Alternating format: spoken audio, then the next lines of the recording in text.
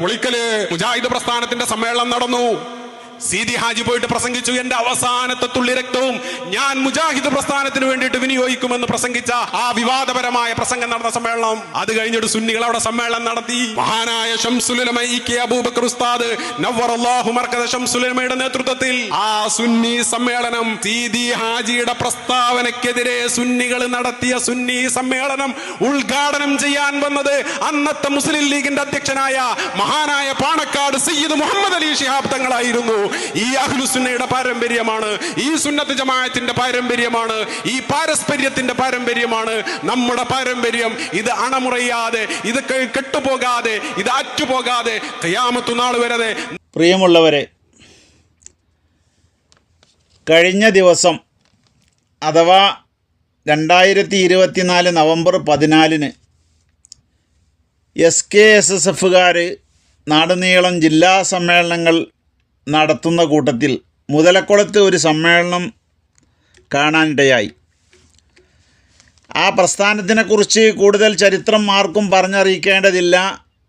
SSF എന്ന ഒരു പ്രസ്ഥാനം എന്തൊരു ലക്ഷ്യത്തിന് വേണ്ടി സ്ഥാപിച്ചുവോ ആ ലക്ഷ്യത്തിൽ പൂർണ്ണാർത്ഥത്തിൽ മുന്നേറിക്കൊണ്ടിരിക്കുമ്പോൾ ഭൗതിക രാഷ്ട്രീയ തമ്പ്രാക്കന്മാർക്ക് ഇഷ്ടമില്ലാത്ത രീതിയിലായി അവരുടെ പോക്ക് എന്നതിൻ്റെ പേരിൽ മാത്രം അവർക്ക് ഓശാന പാടിക്കൊണ്ട് അവർക്ക് ഫത്വ നൽകാൻ വേണ്ടി ഒരു മഹാനായ പണ്ഡിതനോടുള്ള ഈർഷ്യത തീർക്കാൻ വേണ്ടി ഇങ്ങനെയുള്ള ഏതാനും ലക്ഷ്യങ്ങൾക്ക് വേണ്ടി ഒരു ധാർമ്മികതയുമില്ലാതെ രൂപീകരിച്ച പ്രസ്ഥാനമാണ് SKSSF എന്ന് നമുക്കെല്ലാവർക്കും അറിയാം.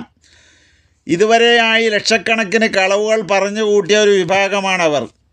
സമസ്തയുടെ ചരിത്രം പറയുമ്പോഴും സമസ്തയിലെ 89 പിളർപ്പിനെക്കുറിച്ച് 89 സംഭവങ്ങളെക്കുറിച്ച് പറയുമ്പോഴുമൊക്കെ ഇപ്പോൾ തളർന്നു പോയ മറുകണ്ഠം ചാടി എന്നൊക്കെ വിചാരിക്കുന്ന ഒരാളുടെ നാക്ക്, അല്ലെങ്കിൽ 1-2 പേരുടെ നാക്ക് മുഖേന കളവുകൾ അലയടിപ്പിച്ച് രാജ്യത്തെ ജനങ്ങളെ തെറ്റിദ്ധരിപ്പിച്ച് ആ സംഘടനയിൽ പിടിച്ചു നിർത്തിയിരുന്ന ആളുകളാണ്.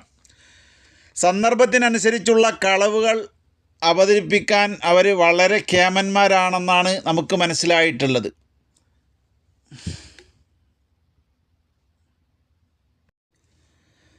ചേളാരി സമസ്തയും ലീഗും തമ്മിലുള്ള അസ്വാരസ്യങ്ങൾ അത് ഒരു ഭാഗത്തിൻ്റെ പക്ഷം ചേർന്നുകൊണ്ട് ഇപ്പോൾ അവർ നടത്തിക്കൊണ്ടിരിക്കുന്ന ഈ പരിപാടി തുറന്ന് പറയാൻ അവർക്ക് കഴിയുന്നില്ല. അതേസമയം വിഷയങ്ങളൊക്കെ ജനങ്ങളെ മുമ്പിൽ അവതരിപ്പിക്കണം, എന്നിട്ട് ഞങ്ങൾ നല്ല പിള്ളകളാണ് എന്ന് സ്ഥാപിക്കണം. ഈ ലക്ഷ്യത്തോടു കൂടിയാണ് ഇവർ ഈ പരിപാടി നടത്തുന്നത് എന്ന് നമുക്ക് മനസ്സിലാക്കാം.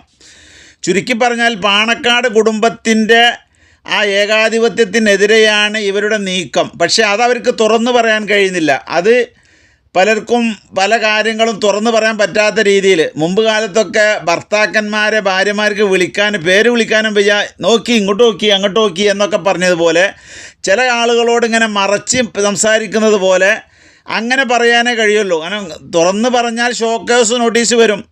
അങ്ങനെയൊക്കെയുള്ള ഭയമുള്ള ആളുകളാണ്. അതിന് വേണ്ടിയിട്ട് ഒരു പാവപ്പെട്ട ഒരു ഫൈസി എന്ന് പറയുന്നത്, ഞാൻ എല്ലാ അർത്ഥത്തിലും പാവമായ ഒരു മനുഷ്യനായ ഹക്കീം ഫൈസിനെ മാർക്കറ്റ് ചെയ്തുകൊണ്ട് അദ്ദേഹത്തിനെതിരെ പ്രതിഷേധമുള്ള ഒരു സമ്മേളനം എന്ന നിലക്കാണ് ഇതൊക്കെ സംഘടിപ്പിക്കുന്നത്. ഈ പ്രശ്നങ്ങളൊക്കെ ഉണ്ടാക്കിയത് ഹക്കീം ഫൈസിയാണ് എന്ന്. എന്നാൽ ആ ഹക്കീം ഫൈസിയൊക്കെ അബദ്ധസഞ്ചാരമുണ്ട് എങ്കിലും അതിനെതിരൊക്കെ നീങ്ങേണ്ടതായ ഒരു CIC എന്ന കമ്മിറ്റി, ആ കമ്മിറ്റിയിലെ അതൃപ്തികൾ പരിഹരിക്കാൻ പറ്റാത്ത രീതിയിൽ ഇവരെ വഷളാക്കി വിട്ടത് അതിൻ്റെ പ്രസിഡന്റ് സ്ഥാനത്തിരിക്കുന്ന സാദിഖ് അലി തങ്ങളാണ് എന്ന് എല്ലാവർക്കും അറിയാം, അല്ലെങ്കിൽ അതിന് മുമ്പുള്ള തങ്ങളാണെന്ന് അറിയാം. അപ്പോൾ അതോടുകൂടെ അങ്ങനെയുള്ള വിഷയങ്ങളൊക്കെ നിലനിൽക്കുമ്പോൾ ഹക്കീം ഫൈസിയും ആ തങ്ങളും വീണ്ടും പ്രസിഡന്റും സെക്രട്ടറിയുമായി തിരഞ്ഞെടുക്കപ്പെട്ട കമ്മിറ്റിക്കെതിരാണ് പ്രതിഷേധം. അങ്ങനെയാണ് എങ്കിൽ ഹക്കീം ഫൈസിയോടുള്ള വ്യക്തിവിരോധമാണെങ്കിൽ ഒരു വ്യക്തിയെ, ഒരു പ്രസ്ഥാനം വലിയ ലോകത്തെ ഞെട്ടിച്ച സംഘടനയാണ് എന്നൊക്കെയാണല്ലോ ഇവരുടെ ആ പണ്ഡിത സംഘടനയെക്കുറിച്ച് പറയാറുള്ളത്. അങ്ങനെ ഒരു വ്യക്തിയെ എതിർക്കാൻ, അത് തന്നെ ഒരു അറിയപ്പെട്ട വ്യക്തിയല്ലാത്ത ഒരാൾ ഇന്ന് സംസ്ഥാനത്തൊന്നാകെ അറിയപ്പെടുന്നൊരവസ്ഥയിലേക്ക് ഒരു പണ്ഡിത സംഘടനയുടെ ജില്ലാ മെമ്പർ മാത്രം ആയിരുന്ന അദ്ദേഹത്തെ ഒന്നാകെ പ്രചരിപ്പിക്കാൻ വേണ്ടി ഇവർ പാടുപെടുന്ന പെടാപാട് കാണുമ്പോൾ വളരെയധികം ദുഃഖം തോന്നുകയാണ്.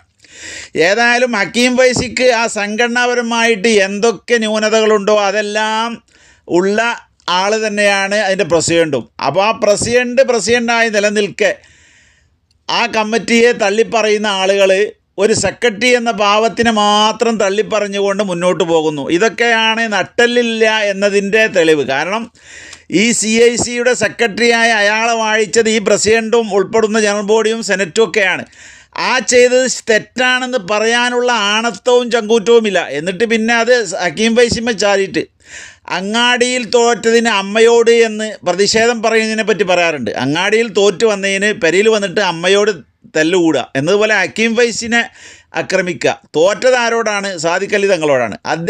അദ്ദേഹം ഇദ്ദേഹത്തിനേക്കാളും പ്രശ്നമാണ് ആ സംഘടനയിൽ, CICയിൽ. എന്നാൽ ഇദ്ദേഹത്തിന് ഹക്കീം ഫൈസിക്ക് എന്തൊക്കെയോ പ്രശ്നങ്ങളുണ്ടോ CIC ആയതിൻ്റെ പേരിൽ, ആ പ്രശ്നങ്ങളൊക്കെ ഈ തങ്ങൾക്കുള്ളതാണ്. പക്ഷേ ആ തങ്ങളെക്കുറിച്ച് പറയാനുള്ള ധൈര്യമില്ല. പല പ്രശ്നങ്ങളും പ്രതിസന്ധികളും ഉണ്ടാകുന്നുള്ള ഭയം. അതിനുവേണ്ടി ഈ ഒരു സാധു ഫൈസിനെ ബലിയാടാക്കുന്നു എന്നാണ് പറയുന്നത്. ഞാനിപ്പോൾ പറഞ്ഞു വന്നത്, ഇവർ സന്ദർഭത്തിനനുസരിച്ച് ഇല്ലാത്ത കളവുകൾ പറഞ്ഞുണ്ടാക്കൽ വളരെയധികം വിദഗ്ധന്മാരാണ് ഇവർ. പൂക്കോട്ടൂർക്കാരനായിരുന്നു അതിൻ്റെ ഹെഡ്, മറ്റേ സൈഡാക്കിയ ഒരു അമ്പലക്കടവുകാരനായിരുന്നു മറ്റൊന്ന്. ഇപ്പോൾ അവരൊക്കെ വ്യത്യസ്ത ചേരികളായപ്പോൾ പഴയ കാലത്തുണ്ടായിരുന്നത് പോലുള്ള സ്ട്രോങ് ആ വിഷയത്തിൽ കാണുന്നില്ല. ഇപ്പം അവിടെ പറഞ്ഞ പ്രധാനപ്പെട്ട ഒരു കളവ്, അത് ഇപ്പോഴത്തെ പാണക്കാട് തങ്ങളെ അവഹേളിക്കാൻ വേണ്ടിയിട്ട് പറഞ്ഞുണ്ടാക്കിയ ഒരു കളവാണ്. 1979 സുന്നികളാകുന്ന 95% വോട്ട് നേടിക്കൊണ്ട് ലീഗിൻ്റെ സ്ഥാനാർത്ഥിയായി ജയിച്ച സീതി ഹാജി എന്ന് പറയുന്ന ഒരു മനുഷ്യനുണ്ടായിരുന്നു മുമ്പ്. വഹാബികൾ സംഘടിപ്പിച്ചൊരു സമ്മേളനത്തിൽ പറഞ്ഞു, എൻ്റെ അവസാന തുള്ളി രക്തം വരെയും ഞാൻ വഹാബി പ്രസ്ഥാനത്തിന് വേണ്ടി ചിന്തും എന്ന്. അതിനെതിരെ ശക്തമായി മുന്നോട്ട് നീങ്ങാൻ വേണ്ടി സുന്നികൾ ഒരുപാട് ശ്രമിച്ചു. ലീഗിൻ്റെ നേതാക്കന്മാരോട് ഒരു പെർമിഷന് വേണ്ടി EK ഹസൻ മുസ്ലിയാർ വളരെ കിണഞ്ഞ് അപേക്ഷിച്ചു. അന്ന് അവരൊക്കെ മടക്കി വിടുകയും തിരുവനന്തപുരത്ത് പോയിക്കൊണ്ട് അതിനു വേണ്ടിയുള്ള അംഗീകാരം, അതിനുള്ള മൈക്ക് പെർമിറ്റ് വാങ്ങുകയും ചെയ്ത് നടത്തപ്പെട്ട സമ്മേളനമാണ് എന്ന് പഴമക്കാരൊക്കെ പറയുന്നത് കേട്ടിട്ടുണ്ട്.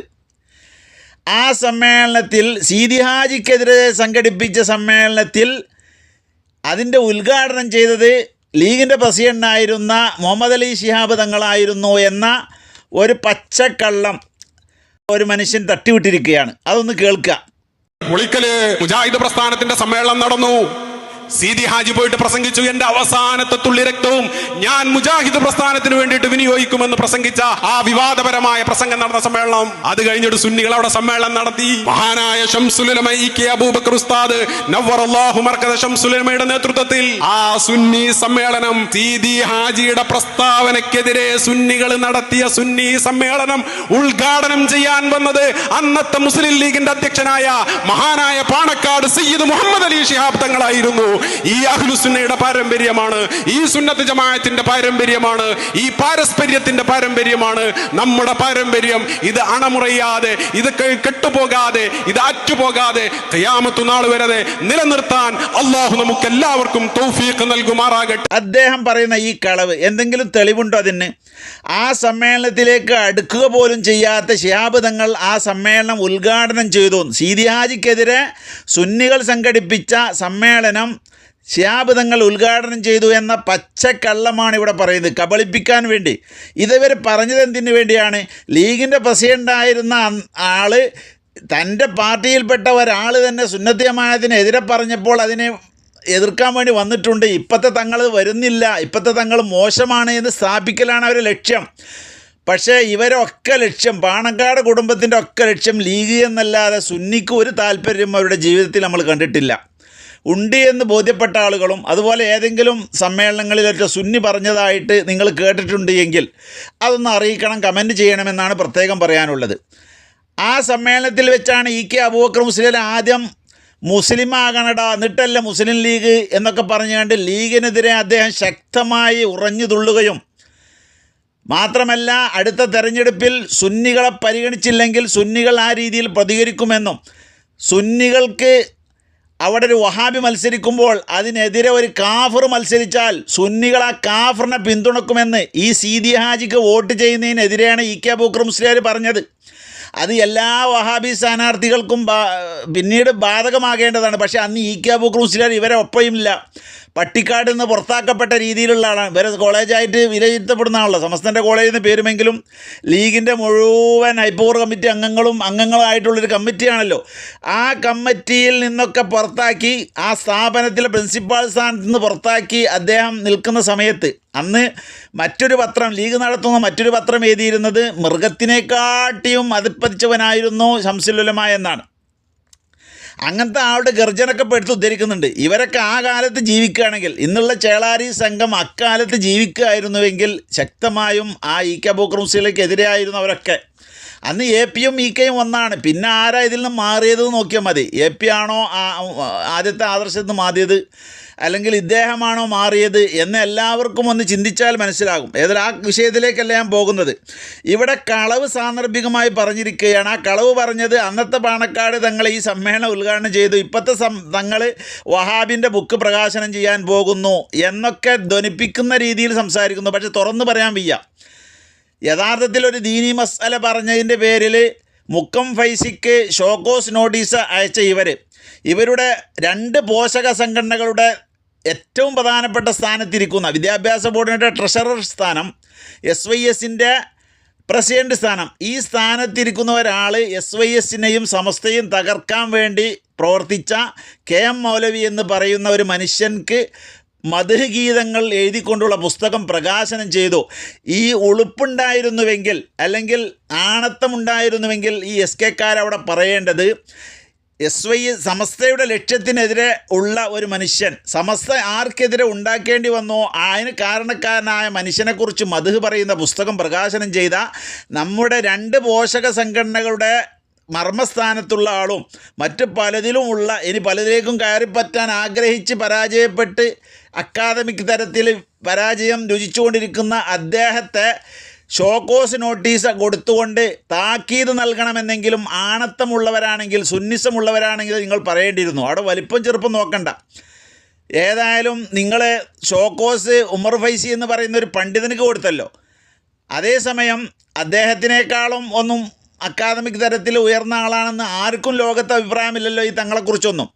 അങ്ങനത്തെ ഇദ്ദേഹം ഈ നിങ്ങളുടെ 2 മർമ്മസ്ഥാനങ്ങളിൽ ഇരിക്കുമ്പോൾ അദ്ദേഹത്തിന് ഈ ചെയ്തതായ ഏത് നിലക്കും ചെയ്താലും അത് ഹറാമായിട്ടാണ് നമ്മൾ വിലയിരുത്തുക.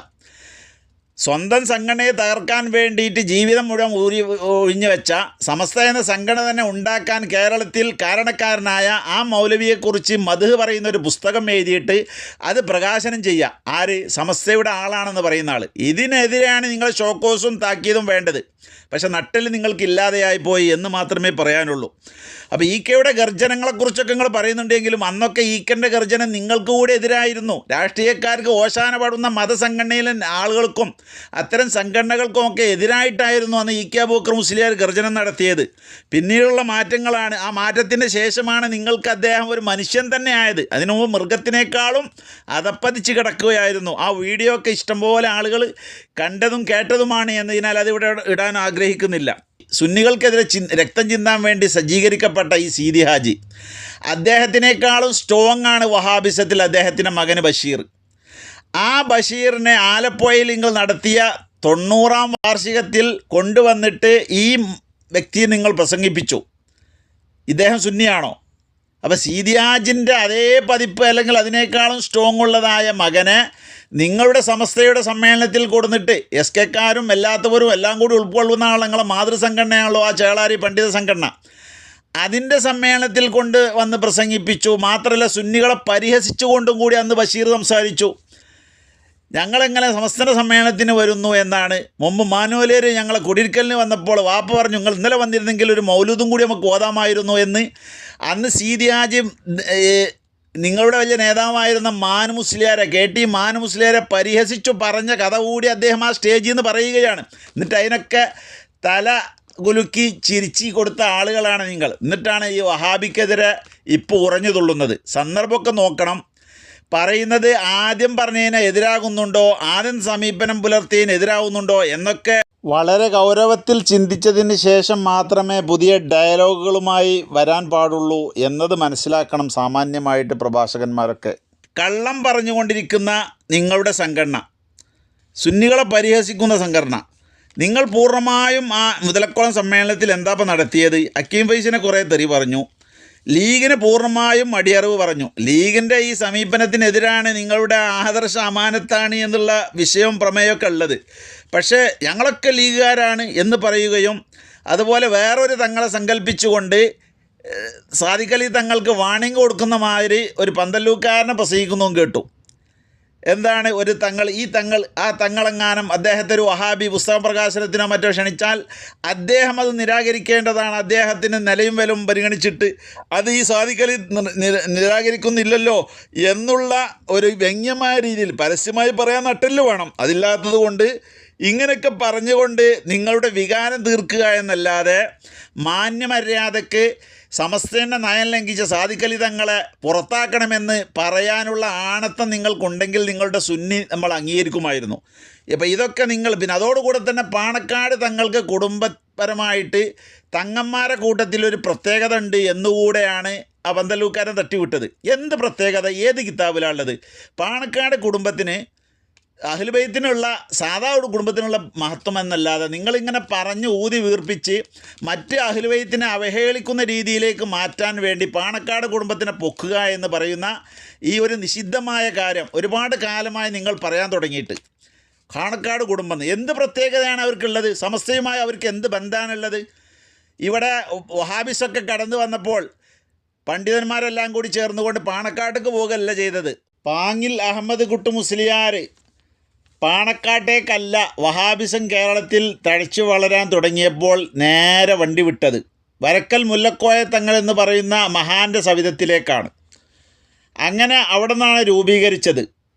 അതിന് ശേഷം അതിൻ്റെ കീഴടകങ്ങളിൽ മെമ്പർമാരായി പാണക്കാട് പൂക്കോയ തങ്ങളുണ്ടായിരുന്നു, SYSൻ്റെ നേതൃസ്ഥാനത്തുണ്ടായിരുന്നു. സമസ്തയിൽ അദ്ദേഹം അംഗമാകുന്നത്, സമസ്തയിൽ അംഗമാകുമ്പോഴാണ് അതിന് ബന്ധം ഉണ്ടാകൽ. അത് അംഗമാവുന്നത് 1.25 വർഷം മാത്രമാണ്. 73 മുതൽ 75 വരെയുള്ള ആ കാലയളവിലുള്ള 1.25 വർഷത്തോളം മാത്രമാണ് സമസ്തയുമായി പാണക്കാട് തങ്ങൾക്കുള്ള ബന്ധം, കുടുംബത്തിനുള്ള ബന്ധം. അതിന് ശേഷം സമസ്ത 89 പുനഃസംഘടിക്കുന്നത് വരെ എല്ലാ ഡിഗ്രിൻ്റെ ഡിഗ്രി അപ്പം നേടിയെന്നൊക്കെ അവകാശപ്പെടാറുള്ള ഒരു തങ്ങൾ പോലും അവിടെ നിന്ന് സമസ്തയിൽ ഉണ്ടായിട്ടില്ല. പിന്നെ സമസ്തയിൽ മെമ്പർ പോലും അല്ലാത്തവർക്ക് എന്ത് ബന്ധമാണ് പിന്നെ സമസ്തയായിട്ട്? ആദർശപരമായിട്ട് അവർക്ക് എന്താ ബന്ധമുള്ളത്? ഫിസിക്കലായിട്ട് എന്താ ബന്ധമുള്ളത്? വഹാബികളുമായി എല്ലാ വേദിയിലും പങ്കിടുന്ന അവർ, അന്നുമുള്ള തങ്ങന്മാരടക്കം എല്ലാവരും സമസ്തയുടെ നയം വഹാബികളേറ്റ് വേദി പങ്കിടാൻ പാടില്ല എന്നുമാണ്. അപ്പോൾ സമസ്തൻ്റെ ആദർശം തന്നെ ലംഘിക്കുന്ന പാരമ്പര്യമാണ് പാണക്കാടിന് ഇതപര്യന്തമുള്ളത്. അത് മടക്കി വെച്ച്, അത് മറച്ചു വെച്ചുകൊണ്ടും ഇവിടെ പാണക്കാട് കുടുംബത്തിന് സമസ്തയുമായി ബന്ധമുണ്ട് എന്നുള്ളൊരു കളവ് പറഞ്ഞ് സ്ഥാപിക്കുക, അതല്ലാതെ വേറെ നിങ്ങൾക്കൊന്നും പറയാനില്ല. ഇവിടെ സത്യമായി അവതരിപ്പിക്കുക എന്നാണ് നമ്മളെല്ലാവരും മനസ്സിലാക്കേണ്ട ഒരു കാര്യം. അതില്ലാതെ മുന്നോട്ട് പോയി നിങ്ങൾ തുടക്കം തന്നെ നിങ്ങൾക്ക് പേച്ചു. യഥാർത്ഥ ആദർശവുമായി മുന്നേറുന്ന SSF എന്ന സംഘടനയെ വെടിതെറിയാൻ വേണ്ടി നിങ്ങൾ സമാധാനം രൂപീകരിച്ച് തുടക്കം നിങ്ങൾക്ക് പിഴച്ചു. ആ കാലഘട്ടത്തിൽ അന്നുണ്ടായിരുന്ന ലീഗുകാർക്ക്, രാഷ്ട്രീയക്കാർക്ക് നിങ്ങൾ ഫത്വ ഉണ്ടാക്കി കൊടുത്തു. ഇപ്പോൾ അവർ തിരിച്ചു ചോദിക്കും, അന്ന് നിങ്ങൾ പറഞ്ഞ ഫത്വ തന്നെയല്ലേ ഇപ്പോഴും ഉള്ളത്? വഹാബികളും ഉള്ളതായ ഞങ്ങളെ പോഷിപ്പിക്കാനല്ലേ നിങ്ങളന്ന് സംഘടന ഉണ്ടാക്കി ഞങ്ങൾക്ക് സപ്പോർട്ട് ചെയ്തത് എന്ന് ലീഗുകാർ തിരിച്ചു ചോദിച്ചാൽ മറുപടിയൊന്നും പറയാനില്ല. അപ്പോൾ അന്ന് ഫത്വ വളച്ചു കൊടുക്കുമ്പോൾ ചിന്തിക്കേണ്ടിയിരുന്നു, ഒരു പ്രസ്ഥാനത്തെ തകർക്കാനും ഒരു പണ്ഡിതനോടുള്ള ദേഷ്യം തീർക്കാനും വേണ്ടി നിങ്ങൾ സംഘടിതമായി ഉണ്ടാക്കിയതായ ഒരു കീറാമുട്ടിയാണ് ഈ സംഘടന എന്ന് പറയുന്നത്. അതുകൊണ്ട് അത് പിരിച്ചുവിട്ട് സലാമത്തായാൽ അത്രയും നിങ്ങൾക്ക് ഹിസാബിൽ നിന്ന് രക്ഷപ്പെടാം എന്ന് മാത്രമേ അതിനെക്കുറിച്ച് പറയാനുള്ളൂ. വേറെ പ്ലാറ്റ്ഫോം ഉണ്ടാക്കിയിട്ട് നിങ്ങൾ ആ സമയത്തൊക്കെ അവരൊപ്പം അന്തിയുറങ്ങിയ സമയത്തൊക്കെ അവരുടെ പുതപ്പിൻ്റെ ചുവട്ടിൽ കിടന്നുറങ്ങി ഈ ഒരു പണ്ഡിതനെയും ഈ ഒരു പ്രസ്ഥാനത്തിനെയും എതിർക്കാൻ വേണ്ടി ഊർജം ചിലവാക്കി എന്നല്ലാതെ ആ നേരത്ത് 4 കല്ലിട്ടിട്ട് എന്തെങ്കിലും പ്ലാറ്റ്ഫോം ഉണ്ടാക്കിയിരുന്നുവെങ്കിൽ നിങ്ങൾക്കിപ്പോൾ കയറി നിൽക്കാൻ അത് നല്ലൊരു സാഹചര്യമാവുമായിരുന്നു. ഇപ്പോൾ വലിയ ആൾ പറയുന്നുണ്ടല്ലോ, ഞങ്ങളുടെ ശക്തി എല്ലാവരും മനസ്സിലാക്കണമെന്ന്. കഴിഞ്ഞ തെരഞ്ഞെടുപ്പിൽ എല്ലാവരും മനസ്സിലാക്കി, അവരെ പിന്തുണ പതിച്ചു കൊടുത്തപ്പോൾ എന്ത് ചെയ്തു? യഥാർത്ഥ നിഷ്പക്ഷ ആളുകളും അതുവരെ ആ രീതിയിൽ ചിന്തിച്ചിരുന്ന ആളുകളും ഒന്ന് നമുക്ക് കാണലല്ലോ നിങ്ങളെ ശക്തി എന്ന് വിചാരിച്ച് ശരിക്കും വോട്ടങ്ങോട്ട് ചെയ്തു. അപ്പോൾ ശക്തിയൊക്കെ ബോധ്യപ്പെട്ടതാണ്. ഇനി പേടിപ്പിക്കണ്ട. പേടിപ്പിക്കാൻ ആദ്യം നമ്മുടെ അടുത്ത് സാധനം വേണം. സാധനമില്ലാത്തത് കൊണ്ട് ഞങ്ങളങ്ങനെ എണീറ്റാൽ എന്ന് പറഞ്ഞതുപോലെ ആവുള്ളൂ. അതുകൊണ്ട് കഥകൾ തിരിച്ചറിഞ്ഞുകൊണ്ട് നിങ്ങളുടെ ശക്തി എന്ന് പറഞ്ഞാൽ അവരുടെ ശക്തിയാണ്, അവർ നിങ്ങളിൽ നിന്നും പിൻവലിച്ചാൽ നിങ്ങൾ വട്ടപൂജ്യമാണ് എന്ന ചരിത്രം ഇനി ഈ തെരഞ്ഞെടുപ്പിന് ശേഷവും മനസ്സിലാക്കിയിട്ടില്ല എങ്കിൽ നിങ്ങളുടെ ആ ഒരു ധാരണയും ഒരു അമാനത്തായി വെക്കേണ്ടി വരും എന്ന് മാത്രമാണ് പറയാനുള്ളത്. അള്ളാഹു അഹ്ലുസുന്നത്തി വൽ ജമാഅത്തിന് ആത്മാർത്ഥമായി സേവനം ചെയ്യാൻ താല്പര്യമുള്ള ആളുകൾ, ഒരിക്കൽ ഫത്വ പറഞ്ഞുകൊണ്ട് പിന്നെ കണ്ണുരുട്ടുമ്പോൾ ഷോക്കോസ് വരുമ്പോൾ അത് തിരുത്തി പറയുന്നവരല്ലാതെ ആദർശത്തിൽ ഏത് പ്രതിസന്ധിയിലും ഉറച്ചു നിൽക്കുന്ന 89 പണ്ഡിതന്മാരുടെ മനോധൈര്യത്തോടുകൂടെ മുന്നേറാൻ നിങ്ങൾ തയ്യാറാണോ? എന്നാൽ നിങ്ങൾക്കിവിടെ വാതിലുകൾ സജീവമായി തുറന്നിട്ടിട്ടുണ്ട്. അല്ല, കവാത്ത് മറക്കാനാണോ സാഹിബിനെ കാണുമ്പോൾ നിങ്ങൾ ശ്രമിക്കുന്നത് എങ്കിൽ നിങ്ങൾക്ക് നോ അഡ്മിഷൻ എന്ന് മാത്രമേ പറയാനുള്ളൂ. അള്ളാഹു ഖൈർ നൽകട്ടെ. വാഹിറു ദഅവതി അൽഹംദുലില്ലാഹി റബ്ബിൽ ആലമീൻ.